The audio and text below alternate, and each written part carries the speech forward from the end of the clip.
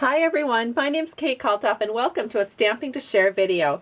Today I'm going to share with you how to color and how to create this card. It uses a stamp set called Vivid Vases from Stampin' Up. It's in the 2014 spring catalog and I'll kind of show you what that looks like. It's this stamp set right here and it's on page 20 of our catalog.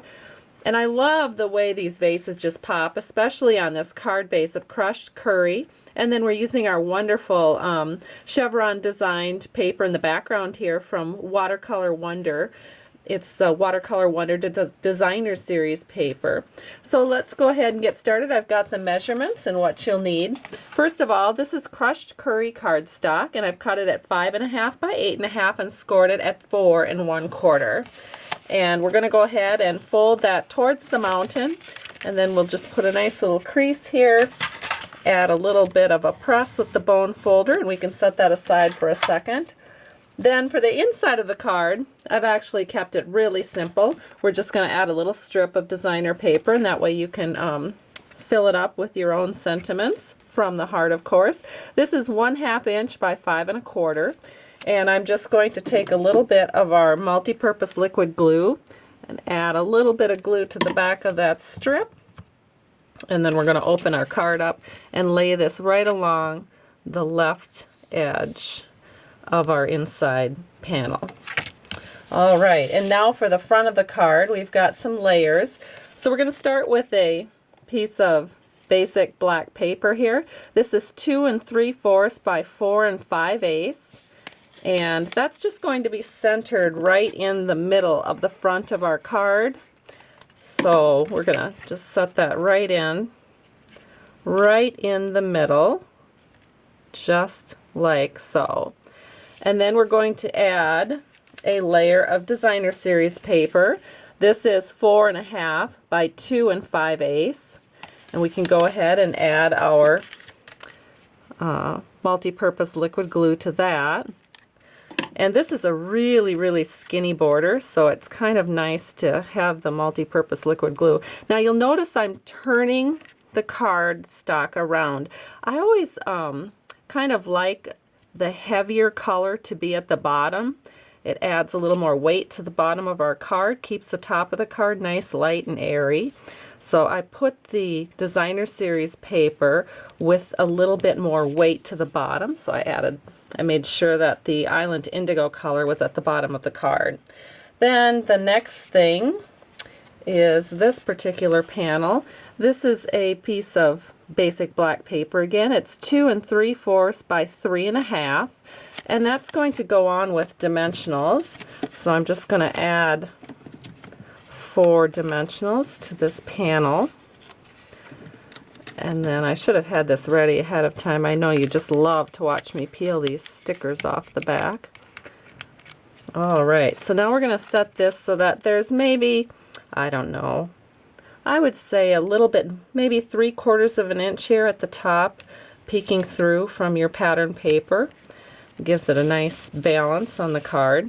And then we can set this aside because basically we're done with putting this part of the card together. Now it's time for coloring. So I have gone ahead and I've actually pre-stamped my paper, but first I'm going to give you the paper size. This is our watercolor paper from Stampin' Up, and I cut a square, well actually it's a rectangle, at 2 5/8 by 3 3/8, and then I used Stays-On Black and stamped my Vivid Vase image onto that. Then what I did, and I'm going to actually put some scrap paper in here. I'm going to show you how I use my Stamp-A-Ma-Jig image sheets with my customers.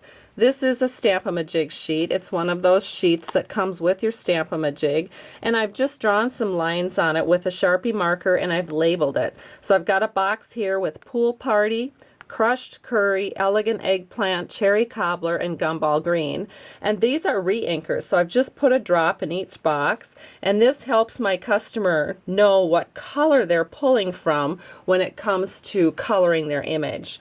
So I'll go ahead and show you how to color this. So what I do is I take a Stampin' Up! Blender pen, And I'm just going to make sure that it's nice and clean, so I just rub a little bit off, and when you don't see any color, then you know the pen is clean and ready to be used. And we're going to start with the bases, so I'm just going to grab some Pool Party ink, and I'm going to put the darker color towards this bottom left edge. And then I'm not going to refill the pen. I'm going to keep the darker color here in the corner, and then I'm just gradually letting the ink kind of run out so that it gets lighter and lighter as you continue through with that vase. Now if I want to add some more darkness to this lower left corner, I just reach in, grab a little bit more ink, and I can layer it on over the top. And you can see how that immediately darkens that left corner up. And then again, I can just keep doing that, so I will do a couple of more vases here. See how I'm just letting the color kind of fall in pretty heavy on that left side, and then I just bring it up without reloading so that it gets lighter and lighter as the coloring process goes on. And then again, to darken up, you just bring another layer of ink in over the top. Alright, and then if I want to add another color, because let's say I want to color one of these flowers up here, I can reach in again with my blender pen, and notice how I've taken the ink off. I'm going to grab some crushed curry. I can just go in here and color in that tulip with my crushed curry, like so.